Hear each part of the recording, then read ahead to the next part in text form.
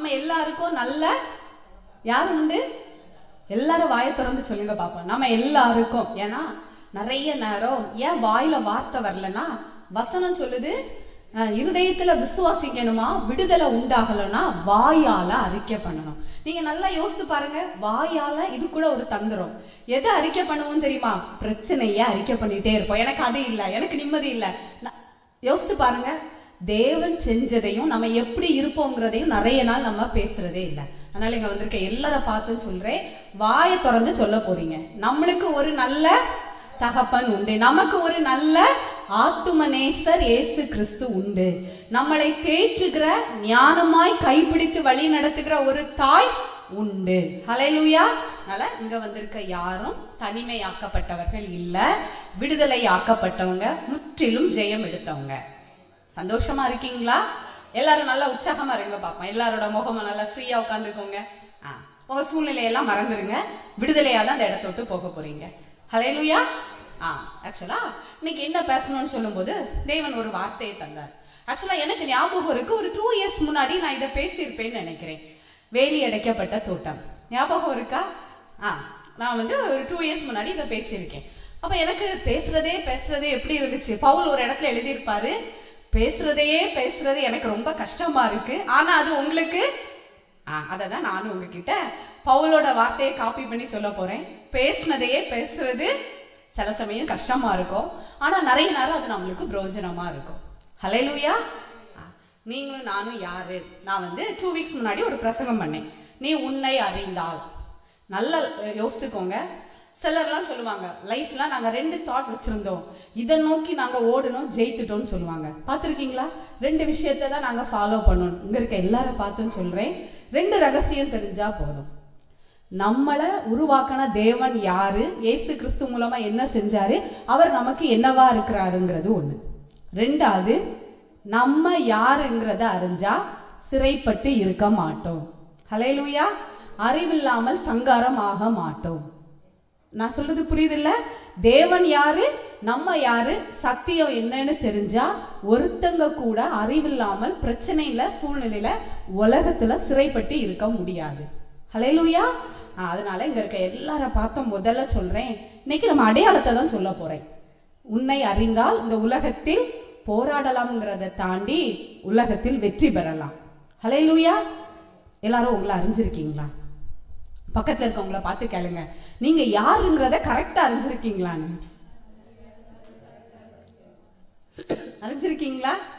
முன்னாடி எல்லாம், ஆண்டவரே நான் ஒரு பாவி, நான் ஒரு துரோகி, ஒரு புழு ஆண்டவரே, எதுக்கும் தகுதி கிடையாது ஆண்டவரே. அப்ப அவரு சொல்லுவாரு, ஓ எதுக்கும் தகுதி இல்லையா, அப்போ ஒன்ன நான் என்ன செய்ய முடியாது, எடுத்து யூஸ் பண்ண முடியாது. நீங்க நல்லா யோசித்து பாருங்க. நம்ம பிள்ளைங்களே இருக்கட்டுமே, உலகத்துல எல்லாரும் சொல்றதுதான், ஒரு கத்தியை கொடுக்கும் போது சின்ன வயசுல கொடுக்க மாட்டோம், ஏன்னா என்ன ஆயிரும், கையில வெட்டிரும். ஆனா அவங்க அதை என்னைக்கு ஹேண்டில் பண்ண தகுதியா நம்ம பாக்குறோம், அவங்கள உணருதாங்களோ அன்னைக்கு கையில கொடுப்போம். ஆமா தானே?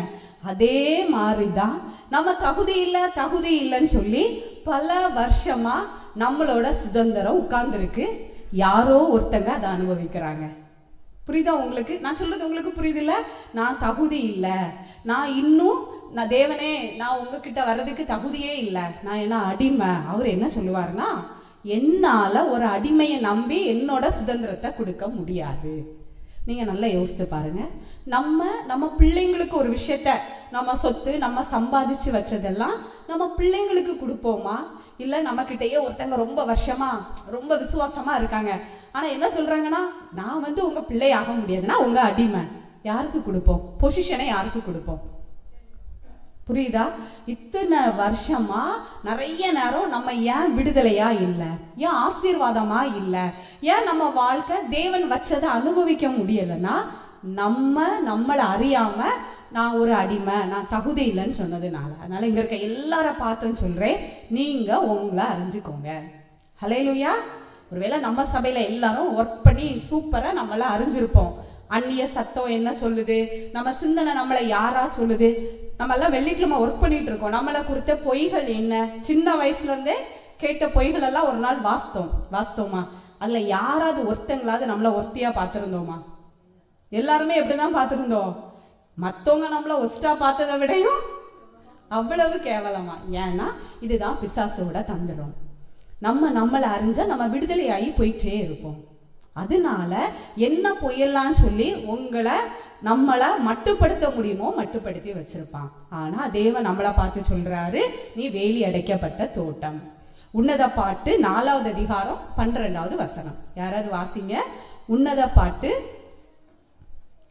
4வது அதிகாரம் 12வது வசனம்.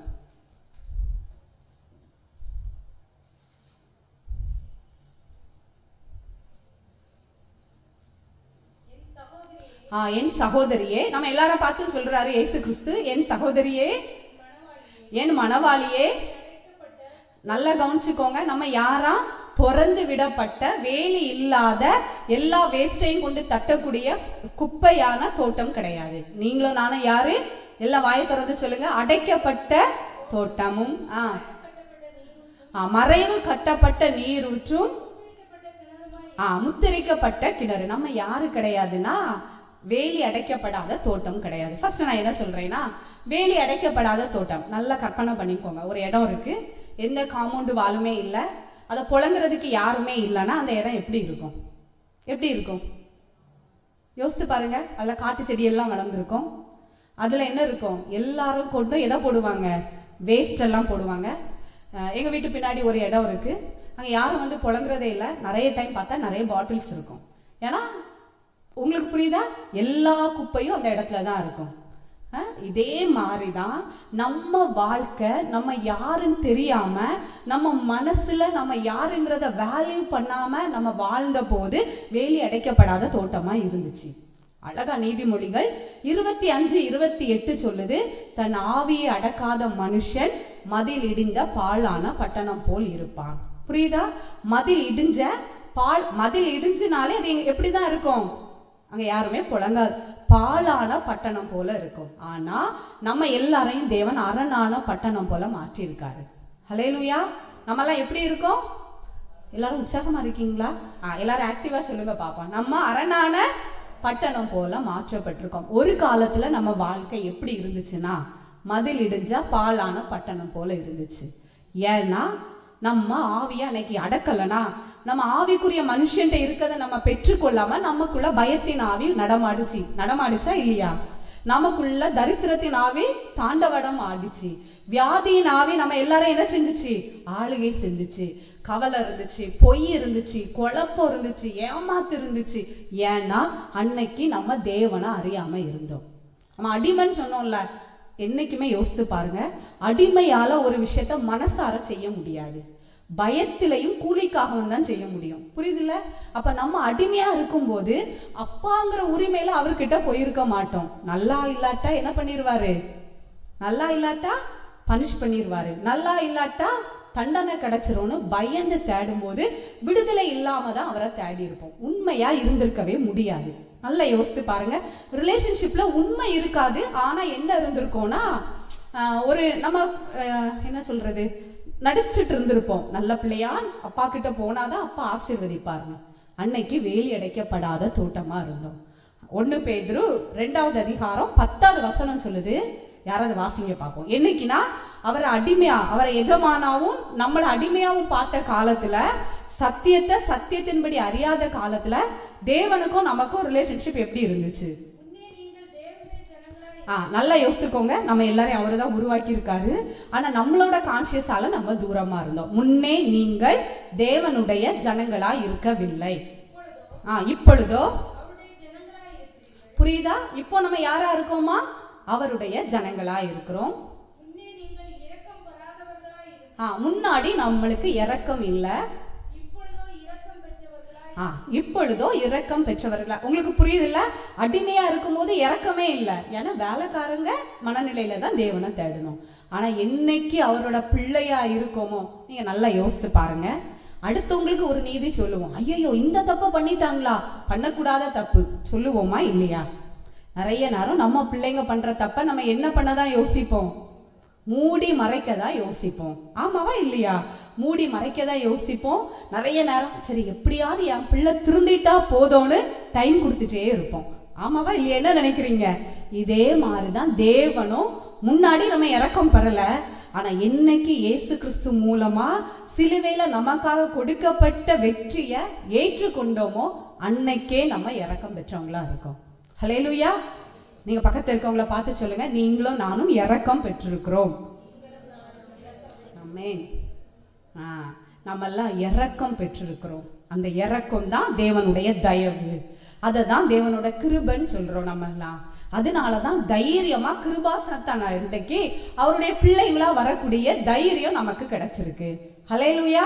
அங்க இருக்க எல்லாரும் பார்த்துன்னு சொல்றேன், நம்ம யாரு, நம்ம என்ன, நம்ம பொசிஷன் என்னன்னு தெரிஞ்சாதான் நம்மளால விடுதலையா வாழ முடியும். முன்னாடி நம்ம காம்பவுண்டுக்குள்ள, அதாவது நம்ம லைஃபுக்குள்ள திருடன் வந்தது உண்மை. வந்திருக்கானா இல்லையா? உங்க எல்லார் வாழ்க்கையிலயும் வந்திருக்கானா இல்லையா? வந்திருக்கானா? லாஸ் ஆயிருக்கா? நஷ்டப்பட்டிருக்கோமா? வியாதிப்பட்டிருக்கோமா? யோசித்து பாருங்க. மைண்ட்ல எல்லாம் எவ்வளவு பிரச்சனை. இதெல்லாம் யாரோட வேலை தான்? திருடன் திருடவும் கொள்ளையிடவுமே வாரான். திருடன் நம்ம லைஃப்ல இருந்தது உண்மை. வசனம் சொல்லுது, அன்னைக்கு வேலி அடைக்கப்படாத தோட்டம்னால திருடன் வந்தான். விருத்த சேதனம் இல்லாதவன், அசுத்தன், துஷ்டன். சில நீங்க பாருங்களா, ஒரு காம்பவுண்டு நல்ல பாலா இருக்குன்னா அங்க என்னது இருக்கும்? சில பாம்பு இருக்கும், எல்லா பூச்சி இருக்கும், சிலந்தி வலை கட்டி இருக்கும், குப்பையா இருக்கும். அதே மாதிரி மதில் இடிந்த பாழான பட்டணம் போல உங்க வாழ்க்கை, என் வாழ்க்கை தேவன் இல்லாத சமயம் நஷ்டம், இழப்பு, தோல்வி, வியாதின்னு குப்பையா இருந்துச்சா இல்லையா? அதனாலதான் நம்ம சொல்றோம், சேற்றில் இருந்து என்னை தூக்கினார். ஹல்லேலூயா. அது எப்படிப்பட்ட சேற்றா? உளையான சேற்று, வெளியவே வர முடியாது. குழி இல்ல. என்ன குழி? தாவீது ரொம்ப அழகா சொல்லி இருக்காரு, தகப்பனே சேற்றிலிருந்தும் படுகுழியில இருந்தும் என்ன தூக்குனீங்க.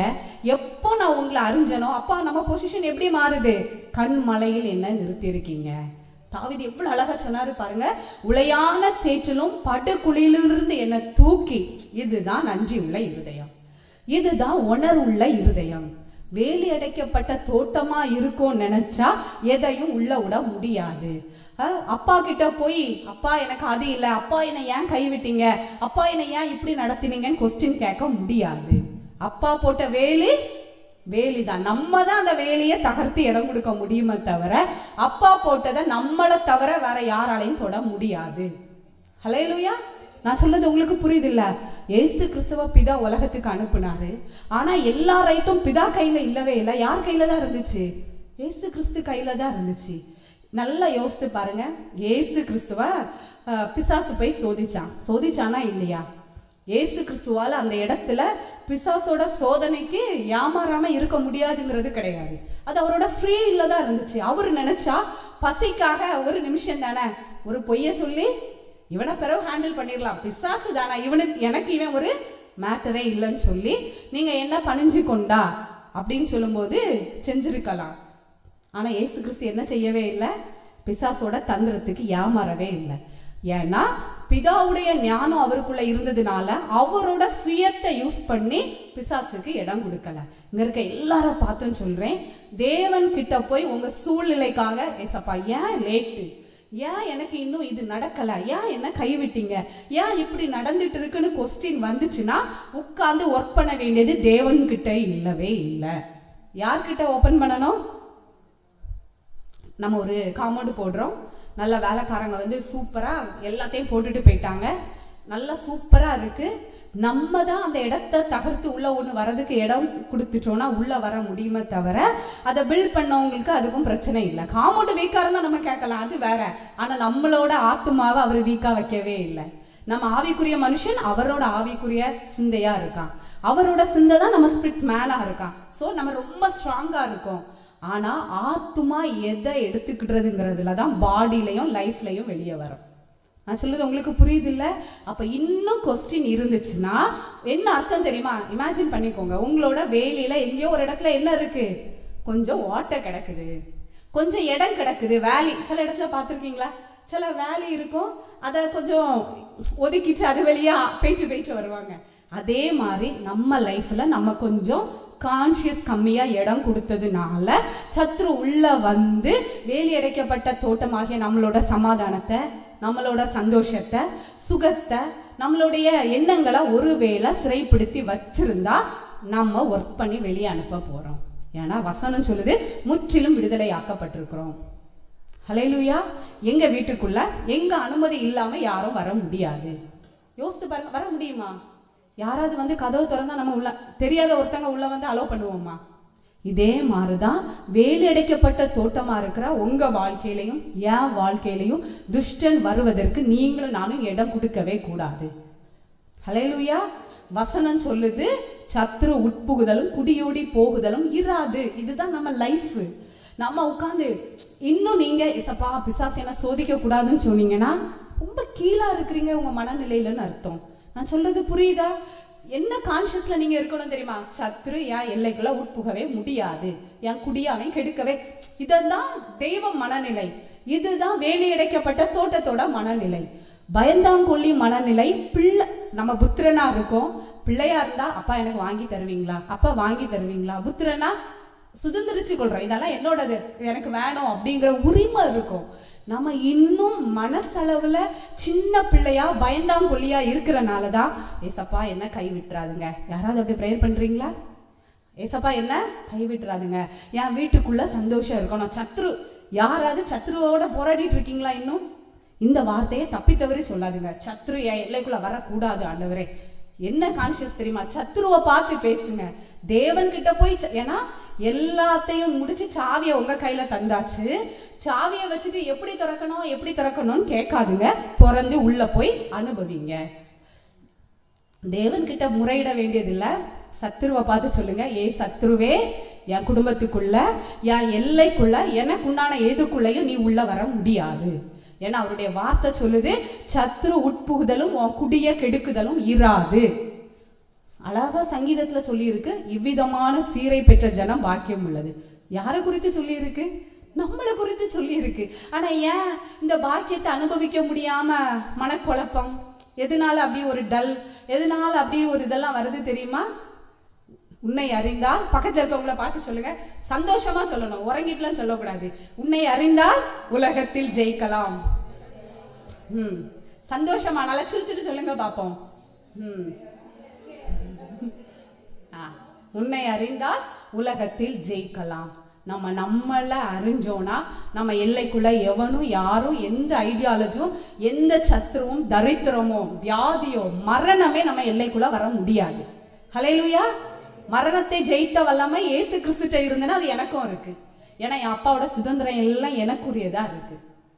நான் யோசித்து பார்த்தேன், வேலி அடைக்கப்பட்ட தோட்டம். நிறைய லாஸ் பார்த்துருக்கோம் எங்கள் லைஃப்பில். நிறைய எங்களுக்குரியதவங்க அடுத்ததை அனுபவிச்சதை நாங்கள் பார்த்துருக்கோம். எங்கள் கையின் பிரயாசத்தை எங்களை விட்டு வெளியெல்லாம் போனதை பார்த்தோம். என்னைக்கு இந்த பவுண்டரிக்குள்ளே வந்தோமோ நான் யோசித்து பார்த்தேன், எப்படி நம்ம வீட்டில் வேலி அடைக்கப்பட்ட தோட்டத்தில் நம்ம எப்படி எல்லாம் அனுபவிச்சோம். நான் சில இதை ஷேர் பண்ணியிருக்கேன். ஒரு லேண்ட் இருந்துச்சு எங்ககிட்ட. ஒரு எங்களுக்கு அறிமுகமான ஒருத்தங்க அந்த லேண்டை எங்ககிட்ட விலைக்கு தந்தாங்க. எப்படி தந்தாங்கன்னா, இந்த லேண்டை இவ்வளோ ரூபாய்க்கு உங்களுக்கு தந்துருக்கேன், புரியுதா உங்களுக்கு? ஒரு ஒப்பந்தம் மாதிரி. இதை விற்று இவ்வளோ ரூபாய் நீங்கள் எனக்கு தந்துடணும், மீதி உள்ளதை நீங்கள் எடுத்துக்கோங்க, ஒரு டீல். நான் சொல்றது உங்களுக்கு புரியுதா? இப்போ எக்ஸாம்பிளுக்கு ஒரு லேண்ட் இருக்குன்னு வைங்களா, அந்த லேண்டோட ஓனர் எங்கிட்ட சொல்றாரு, இந்த லேண்டை என்னால் விற்க முடியல, ஸோ இதை நான் உங்களுக்கு தந்துருக்கேன். நீங்க என்ன பண்ணுங்கன்னா, என்கிட்ட இந்த லேண்டை 1 கோடி ரூபாய்க்கு விலைக்கு வாங்கிக்கோங்க, எனக்கு நீங்க தர வேண்டியது 1 கோடி ரூபாய். ஏன்னா நான் உங்களுக்கு எவ்வளோ ரூபாய்க்கு விலைக்கு தந்திருக்கேன்? எவ்வளோ ரூபாய்க்கு? மீதி எவ்வளோ விற்றாலும் அதை நான் கேட்க மாட்டேன். ஏன்னா நம்ம 2 பேரோட வியாபாரமும் 1 கோடி ரூபாய் தான், மீதி உள்ளதெல்லாம் உங்களுக்கு. சரி, நாங்களும் இந்த டீலை நம்பி அந்த லேண்டை நல்லா மார்க்கெட்டிங் பண்ணி அந்த லேண்டை சரி பண்ணி மண்ணெல்லாம் அடித்து சூப்பராக ஒர்க் பண்ணி ஒரு ஆளை பார்த்து அட்வான்ஸ் எல்லாம் வாங்கியாச்சு. எங்கள்கிட்ட ஒருத்தர் லேண்டு தந்துருந்தார்ல, அவர்கிட்ட கொண்டு சூப்பர் 6 மாதம் டைம் தந்துருந்தாங்க. ஓகே, டீலெல்லாம் முடிஞ்சிச்சுன்னு நாங்கள் காசெல்லாம் கொடுத்தோம். அவரோட மனசு என்ன ஆயிற்று, ஆஹா 1 கோடி ரூபாய்க்கு நம்ம கொடுத்தோம், இவர் எவ்வளோ ரூபாய்க்கு விற்பாரோ தெரியலையே, இது எல்லாம் இருந்தாலும் நமக்கு விற்கும் போது அது யாரோட லேண்ட் ஆயிற்று? அவரோட லேண்டை நமக்கு 1 கோடி ரூபாய்க்கு விலை பேசி தரும்போது இது யாரோட லேண்ட் ஆயிட்டு? ஆனா அவரோட மனசு எப்படி இருந்து, புரியுதா உங்களுக்கு? அப்ப என்ன சொன்னாருன்னா, இவங்களை கூப்பிட்டு சொன்னாரு, நம்ம என்ன பண்ணுவோம்னா, அட்வான்ஸ் எல்லாம் வாங்கியாச்சு, நாங்க பாதி அமௌண்ட் கொடுத்துட்டு இருக்கோம். இவங்களை கூப்பிட்டு ஒரு நாள் நம்ம என்ன பண்ணுவோம்னா, இந்த டீல் எனக்கு மனசுக்கு சரியா படலை, இந்த டீலை இதோட முடிச்சுக்குவோம், இந்த டீல்ல இருந்து யோசிக்கவே செய்யாதுங்க, நீங்க வெளியே போயிருங்க, அந்த நீங்க இந்த லேண்டை யாருக்கு வித்தீங்களோ அவரை எனக்கு கனெக்ட் பண்ணி விட்டுருங்க, நானும் அவரும் இந்த டீலை முடிச்சுக்கிறோம், கண்டிப்பா இதுக்குள்ள காசை உங்களுக்கு தந்துருவோம் அப்படின்னு. ஓ அப்படியா, இவங்க என்ன சொல்லிட்டாங்கன்னா ஓ அப்படியா எனக்கு நாங்கள் அப்படின்னு அவங்ககிட்ட சொல்லிட்டாங்க. ஓகே, அதுலலாம் ஒன்றும் இல்லை. நானும் இவங்களும் பேசிக்கிட்டோம். நான் இது எப்படிங்க நியாயம்? உழைப்பு நம்மளோடது, டீலு நம்மளோடது. ஃபர்ஸ்டே தந்தா பரவாயில்ல, நம்ம தான் அந்த லேண்டை சரி பண்ணியிருக்கோம், நம்ம தான் ஆள் பார்த்துருக்கோம். எல்லாம் விற்று காசு வரும்போது இப்படி சொல்றது. முன்னாடினா என்ன நினைப்போம் தெரியுமா? போனா போட்டு பழச்சிட்டு போறாங்க, நம்ம என்ன குறைஞ்சா போவோம். இதுதான் ஏமாந்து போற இடம். கிளைமிங் த சுதந்திரம், கிளைம் பண்ணணும்.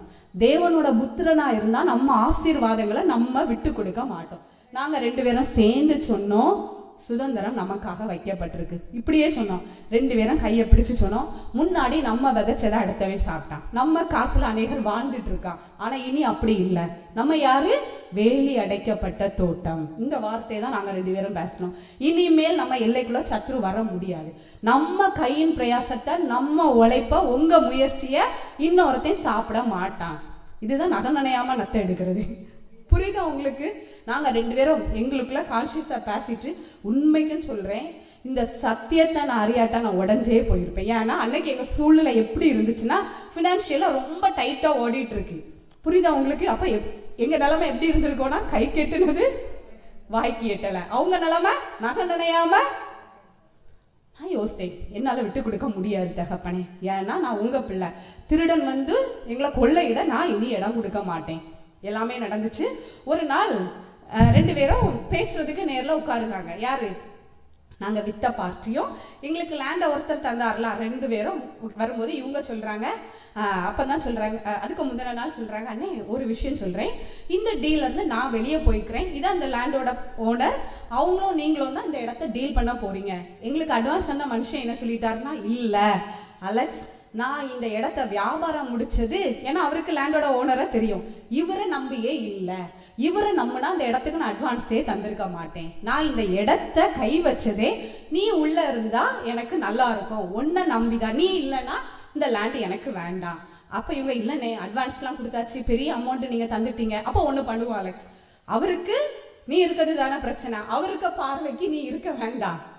அவருக்கு எவ்வளவு ரூபா நீ பேசுனியோ அதை நான் கொடுத்துருக்கேன், நீ நானும் எவ்வளவு ரூபாய்க்கு விலை முடிச்சோமோ அதை நான் உனக்கு தாரேன். புரியுதா? யாராவது இப்படி செய்வாங்களா? எல்லாரும் என்ன நினைப்பாங்க தெரியுமா? நமக்கு வாய்ப்பா ஒண்ணு வந்துச்சு, அவங்க கூட டீல முடிச்சுட்டா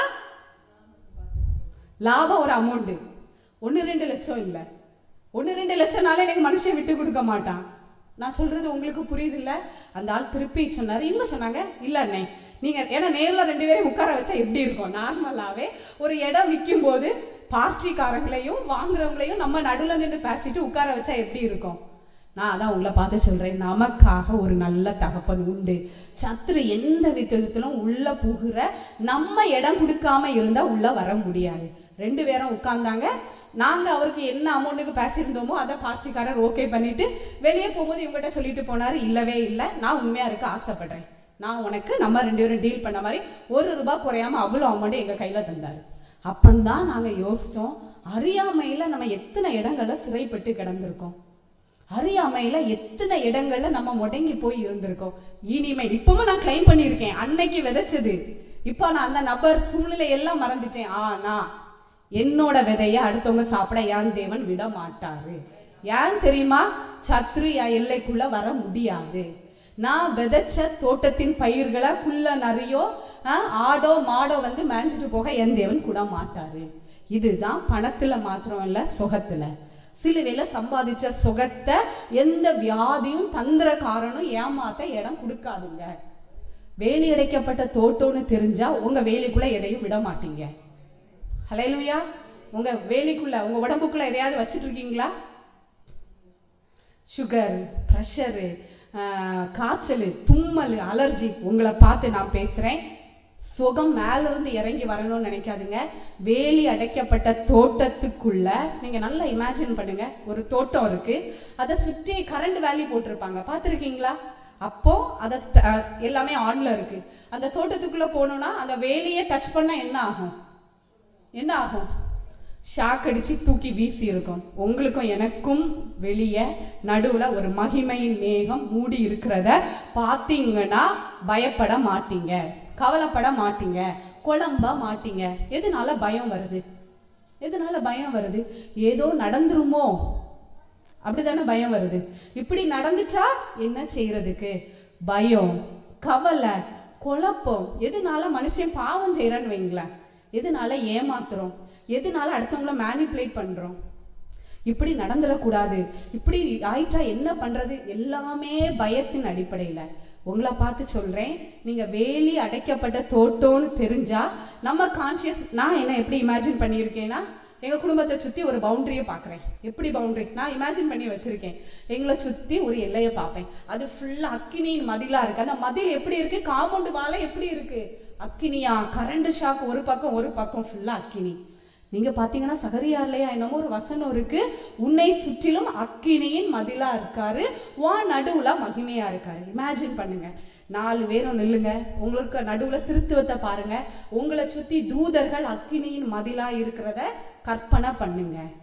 எவ்வளவு வேண்டாததெல்லாம் கற்பனை பண்றோம். அவன் இப்படி யாசனா, இவன் இப்படி வார்த்தையை சொல்லிட்டான், அவன் இதெல்லாம் என்ன உட்காந்து கற்பனை பண்றோம். என்னைக்காவது இப்படி கற்பனை பண்ணியிருக்கீங்களா? கற்பனை பண்ணுங்க. எப்படின்னா திருத்துவத்தை பாருங்க, உங்க குடும்பத்துக்கு நடுவுல மையமா திருத்துவம் இருக்கத பாருங்க. உங்களை சுத்தி தூதர்களும் சேனைகளும் அக்கினியின் மதிலா நிக்கத பார்த்துட்டு சொல்லுங்க, வறுமையோ, தரித்திரமோ, வியாதியோ, மனக்குழப்பமோ, ஏமாத்தோ, தோல்வியோ, சாபமோ, விபத்தோ, கவலையோ, கண்ணீரோ, மனுஷனுடைய தந்திரமோ உங்களுக்கு விரோதமா எழும்புச்சுன்னு வைங்களேன், இதை தொடும்போதே என்ன ஆயிரும், ஒன்னும் இல்லாம கருகி சாம்பலா பசுபமா போறது. அதனாலதான் வசனம் சொல்லுது, நீங்கள் விசேஷித்தவர்கள் என்று அறியீர்களா. சொல்லுதா இல்லையா? பக்கத்துல இருக்கவங்களை பார்த்து ரொம்ப உற்சாகமா சொல்லுங்க, தூங்கிட்டு இருக்காதுங்க. நீங்கள் விசேஷித்தவர்கள் என்று அறியீர்களா. நல்ல கையெல்லாம் குலுக்கி சொல்லுங்க.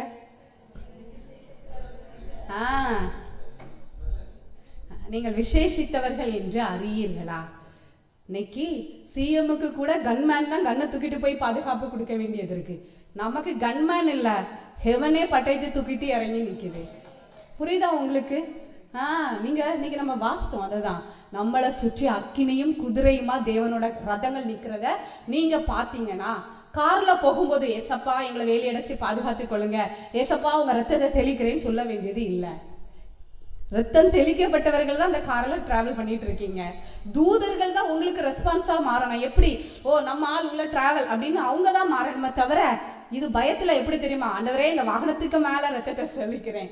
டிரைவர் ஓட்டக்கூடாது, நீங்க தான் டிரைவரா மாறணும், ஜீவனோடு திரும்பி வரணும். இதெல்லாம் என்ன மனநிலை? இதெல்லாம் விழுந்து போன மனநிலை. நான் சொல்றேன், நம்ம கான்சியஸ் எப்படி இருக்கணும்னா, நான் கார்ல போறேன்னா அந்த நாள் ரோடுக்கே சேஃப்டி. ஏன்னா சிஎம் வந்தாருன்னா அன்னைக்கு காலையிலேயே ரோடெல்லாம் போலீஸை விட்டுருவாங்க, லைட்டை போட்டுருவாங்க, மருந்தை போட்டுருவாங்க, அங்கங்க 5 அடிக்கு ஒரு போலீஸ். எதுக்கு? உலகத்தின் ராஜாவுக்கே அந்த பாதுகாப்புனா, ஹெவன் ராஜாவாகி நீங்களும் நானும் பிரயாணம் பண்ணணும்னா அன்னைக்கு ரோடு, அந்த ரோட்டுக்கே ஒரு பெரிய கிஃப்ட் என்ன தெரியுமா, அந்த ரோடு அந்த ஏரியா அன்னைக்கு சூப்பரா இருக்கு. ஏன்னா நம்ம மூலமா தூதர்கள் பாதுகாத்து எல்லாரும் அந்த ஃபேவர்ல வர்றாங்க. இதுதான் நம்மளோட கான்சியஸா இருக்கணும். அதனாலதான் நான் சொன்னேன், நீங்களும் நானும் யாருன்னு தெரிஞ்சா இந்த உலகத்துல எப்படி இருக்கலாம் தெரியுமா, சிரிச்சுட்டு இருக்கலாம். கண்ணீரோடு, தூக்கம் இல்லாத இரவுகள், குழம்புன மனசு, என்னடா பண்றது, இதெல்லாம் நமக்கு தொடர்பே கிடையாது. இதெல்லாம் கை கழுவிருங்க உங்க வாழ்க்கையில. ஹல்லேலூயா. நம்மளை அறிஞ்சோம்னா இந்த உலகத்தையே சீக்கிரமா ராஜ்யமா மேனிஃபெஸ்ட் பண்ண நம்மளால முடியும், நம்மளால தான் முடியும். ஏன்னா தேவ குமாரர்களுக்கு தான் சகலமும் கீழ்ப்படுத்தப்பட்டிருக்கு. நீங்களும் நானும் தான் தேவ குமாரர்களா இருக்கோம். ஹல்லேலூயா. நல்ல உங்களுக்குள்ள எனக்குள்ள இந்த கான்சியஸ் வேணும். யாருக்கும் இடம் கொடுக்காதுங்க. நல்லா எங்க இருக்க பார்த்து சொல்றேன், யாரெல்லாம் வியாதியா இருக்கீங்களோ உங்க நெஞ்சில கை வைங்க. யாருக்கெல்லாம் இந்த இடத்துல வியாதியோடு இருக்கீங்களோ எல்லாரும், பரம்பரை வியாதி நம்மள தொடர முடியாது. எல்லாரும் உங்க சரீரத்தை பார்த்து சொல்லுங்க, நான் விடுதலை ஆக்கப்பட்டிருக்கேன். என் உடம்புக்குள்ள தேவன் வேலி அடைச்சிருக்காரு. எந்த சத்ருவம் உள்ள இருக்கிற எல்லா சத்ருவையும் பார்த்து சொல்லுங்க, அது சுகரா இருக்கலாம், பிரஷரா இருக்கலாம், எலும்பு பிரச்சனையா இருக்கலாம், நரம்பு பிரச்சனையா இருக்கலாம். ஒவ்வொரு எலும்புகளையும் நரம்புகளையும் ரத்தங்களையும் எல்லாவற்றையும் அவருக்கு ஜீவன் வெளியிறங்குறமா ஆறதுனால பார்த்து சொல்லுங்க, வெளியே போ, இனிமேல் என் சரீரத்துல உனக்கு அனுமதி இல்லை. ஹல்லேலூயா. உங்க வேலையெல்லாம் சீராக்குங்க. பார்த்து வாயை திறந்து சொல்லுங்க, வெளியே போ, என் எல்லைக்குள்ள உனக்கு அனுமதி இல்லை. நீங்க இதை விசுவாசத்தோட சொன்னீங்கன்னா உங்க வாழ்க்கையில விடுதலைய பார்க்க முடியும். நீங்க யோசிச்சு பாருங்க, எல்லாத்துக்கும் என்கிட்ட சாட்சி இருக்கு. இங்க இருக்க அநேகருக்கு தெரியும் நான் எப்படிதான் இருப்பேன். அத்தா ஒரு நாள் என்னை பார்த்து கூட்டாங்க இருமி அப்படின்னு. ஏன்னா நான் எப்படிதான் இருப்பேன். சில டைம் அக்காலாம் ஃபோன் பேசினா ஐடி தண்ணி குடிச்சிட்டாது பேசுடி, இருமிட்டே இருப்பேன். ஏன்னா என் வேலையெல்லாம் இடம் இல்லை, தகர்த்தே போடப்பட்டிருந்துச்சு. ஆனா என்னைக்கு வேலி அடைக்கப்பட்ட தோட்டமா நான் என்ன பார்க்க ஆரம்பிச்சேனோ, எதெல்லாம் உள்ள வருதோ உள்ள வந்த வேகத்துக்கே உள்ள வர முடியல, பயந்து ஓடிடுது. உங்க முன்னாடி நான் சொல்றேன், முற்றிலும் விடுதலையாக்கப்பட்டிருக்கேன். ஏன்னா அனுமதிக்கிறது இல்லை. முன்னாடினா ஒரு பேரு, ஓ தும்மல் அப்படின்னா அலர்ஜி, இருமல்னா ஓ கிளைமேட் சரியில்லை. ஆமா, எல்லாத்துக்கும் ஒரு பேர் இருந்துச்சு. ஓ குளிர்ந்த டைம்னா வீசிங் இருக்கும், வெயில் அடிச்சா ரொம்ப டயர்ட் ஆயிரும், வெயில் அடிச்சா படபடப்பா இருக்கும், இப்படி எல்லாம் நிறைய பேர் இருந்துச்சு. ஆனா வேலி அடைக்கப்பட்ட தோட்டமா இருக்கும் போது கான்சியஸ் மாற ஆரம்பிச்சிச்சு. சூழ்நிலை தான் நம்மளை பார்த்து பயப்படணும். எல்லாரும் சொல்லுங்க, வெயிலாகிலும் நிலவாகிலும் என்னையும் என் சந்ததியும் சேதப்படுத்த முடியாது. எல்லாரும் வாயை திறந்து சொல்லுங்க. இனி நம்ம சபையில யாரோட வாயிலையும் எது வரக்கூடாதுன்னா, ரொம்ப மழையா இருந்தனால, ரொம்ப வெயில் அடிக்கிறதுனால, புரியுதா உங்களுக்கு? மழையும் வெயிலும் நம்ம என்ஜாய் பண்றதுக்கு தான் தேவன் தந்திருக்காரு. ஹல்லேலூயா. அது நம்மளை சேதப்படுத்துச்சுன்னா நீங்க நல்லா யோசிங்க. நிறைய டைம் நம்ம நினைச்சிருப்போம், பேர்ட்ஸ் எல்லாம் பார்த்தா எவ்வளவு கொடுத்து வச்சது அழகா ஃப்ரீடமா பறக்குது, நினைச்சிருக்கீங்களா இல்லையா?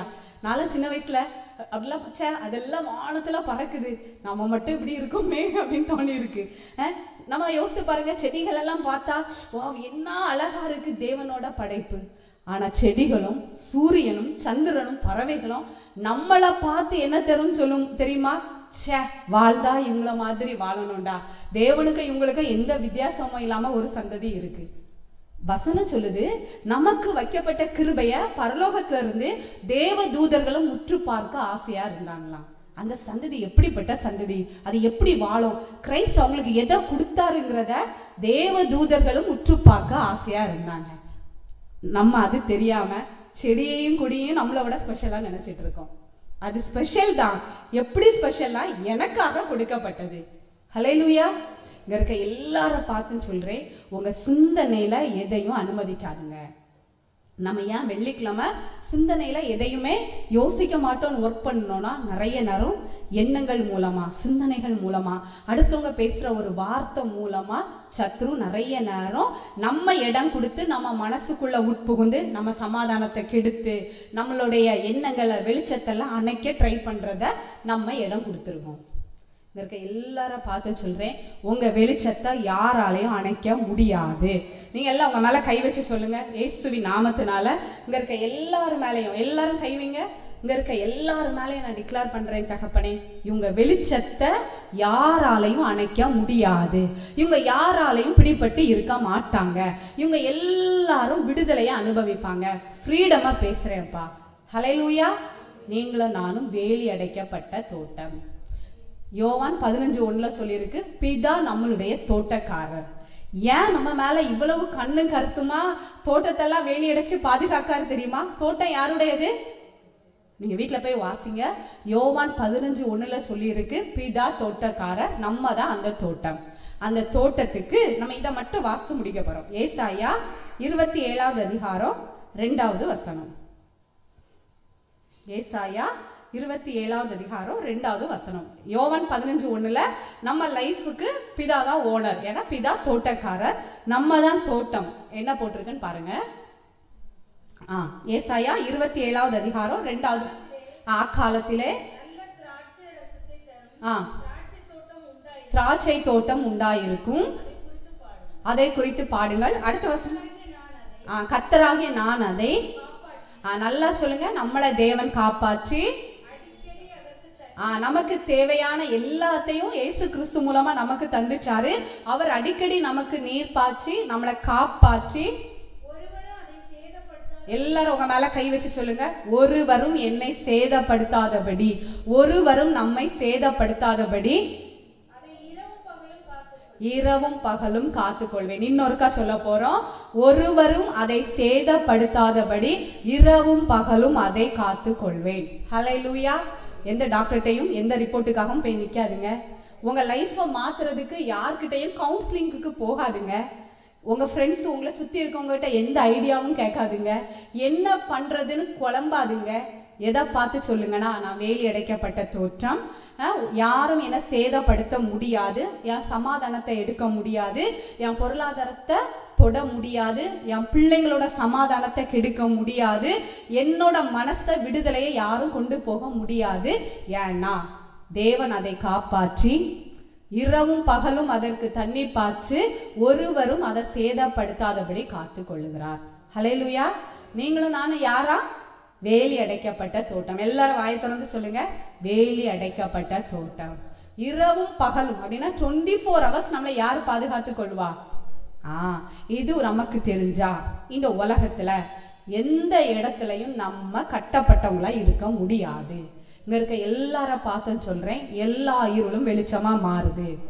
எல்லா இருதயத்துல இருக்கிற கட்டுகளும் இயேசுவின் நாமத்தால விடுதலை ஆகுது. எந்த பிளாக்கேஜும் யாரோட வாழ்க்கையும் முடக்கி போட முடியாது. எந்த இடத்துலயும் பயம் வேலை செய்ய முடியாது. நீங்க குழம்ப மாட்டீங்க. ஏன்னா உங்க எல்லைக்குள்ள, நம்ம தோட்டத்துக்குள்ள சத்ரு வரவே முடியாது. இந்த வசனத்தை சொல்லி ஆசீர்வதிக்கிறேன். அவருடைய வார்த்தை சொல்லுது, இந்த கல்லின் மேல் மோதுகிறவர் நொறுங்கி போவான். இந்த கல் யார் மேல் விழுகிறதோ அது அவனை நசுக்கி போடும். ஏன்னா வேலி அடைக்கப்பட்ட தோட்டமா இருக்கும். தேவன் தாமே அந்த வார்த்தையின்படி இங்க வந்திருக்க எல்லாரையும் அக்கினியின் மதிலா இருந்து பாதுகாப்பார்னு ஆசீர்வதிக்கிறேன். ஹல்லேலூயா.